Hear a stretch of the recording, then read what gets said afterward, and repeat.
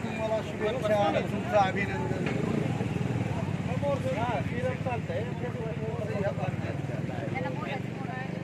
रस्ते असे केलेत आमचे की खोदून ठेवले फक्त, पण त्याच्यावर काहीच केलेलं नाही. अक्षरशः रस्त्यावर गाडीवर बसताना भीती वाटायली आम्हाला की आम्ही घरापर्यंत जाऊ का नाही.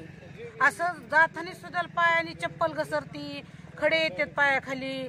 थोडं फक्त म्हणतात की आज आम्ही 15 दिवसामध्ये तुमचा रोड 8 दिवसात करून देतो, पण पुन्हा आमच्याकडे कोणीही फिरकत नाही.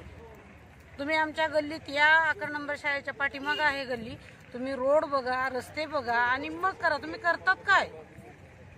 हा, अक्षरशः माणसाला एवढं बी तरसवू नका तुम्ही की त्यांनी तुम्हाला तुमच्याकडे येऊन पुन्हा घुसून मारायला पाहिजे त्या नगरपालिकेतच. कारण माणसं अशी इतकी त्रासलीत ना, मनके चाललेत लोकांच्या गाडीवर बसून बसून. तुम्ही रस्ते बघा आमच्यातले येऊन कसे होते का नाही. मग तुम्ही काय शांत बसलात का नुसतं? टायमावर नाल्याकडे येत नाही, टायमावर रोड नाही, पुन्हा कुठले पाण्याचे नीट सेवा नाही. तर हा, मग तुम्ही करायलात काय मला सांगा. तुम्ही रोड फक्त येऊन बघा. आणि कराय कधी येतात रोड? पावसाळ्यात येतात, पण रोड भराय कधी? संध्याकाळी. रात्रीचं रोड भरते तर ते अर्धा भरते तर अर्धा सोडून दिलेला आहे रोड. तुम्ही बघा आमच्या इथं पूल टाकलाय बघा, पूल बांधलाय म्हणे. किती मोठा पूल बांधलाय. एखादी चांगली वाळूची ट्रक जर वर गेली तरी सुद्धा तो पूल मोडून पडण्यासारखा पूल बांधलाय. कारण रात्रीचे येतात पूल भरा. ही टाइम आहेत का तुमचे भरण्याचे? माणसं समोर असताना भरा. रात्री 10 वाजता येतात, तुम्ही भरतात, जातात. कसं भरतात काय नाही तुम्हालाच माहिती आहे.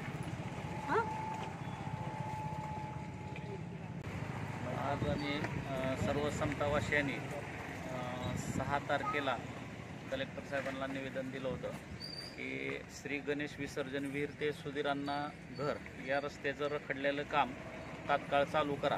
परंतु निवेदन देऊनसुद्धा आम्ही 6 तारखेला निवेदन दिलं होतं आणि त्याच्यात इशारा दिला होता की 15 तारखेपर्यंत ते तात्काळ काम चालू झालं पाहिजे. परंतु काल 15 तारीख होती, कसलाही प्रशासनाचा रिस्पॉन्स आम्हाला काही मिळाला नाही. त्यामुळे नाईलाज असतो मी आज अमरण उपोषणाला बसलो होतो. परंतु आज नगरपालिकेला थोडीशी कुठंतरी जाग आली असेल म्हणायला हरकत नाही. कारण का आज त्यांनी निवेदन असं दिलं की 24 तासात हे काम चालू करतो असं निवेदन दिलं आहे.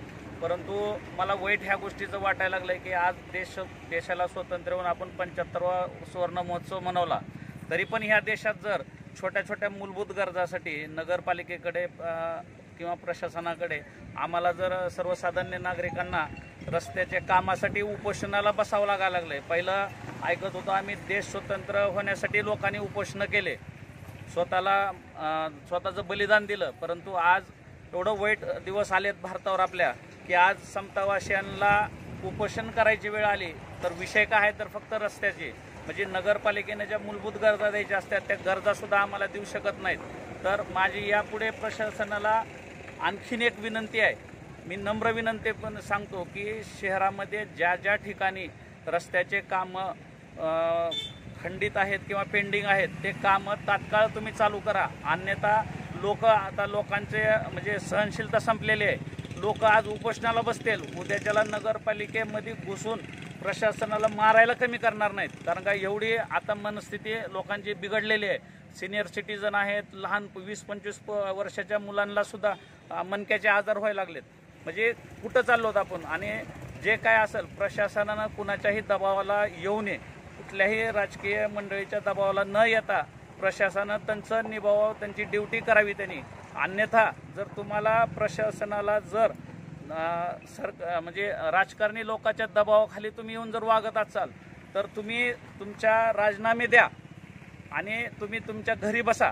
परंतु लोकांना वेटीस धरू नका, एवढंच आज मी सांगतोय. आणि हे त्यांनी 24 तासाची दिले मुदत, परंतु 24 तासात जर काम नाही चालू झालं तर याच रस्त्यावर आणखीन आंदोलन करण्यात येईल आणि तेव्हा काम पूर्ण झाल्याशिवाय मी माघार घेणार नाही.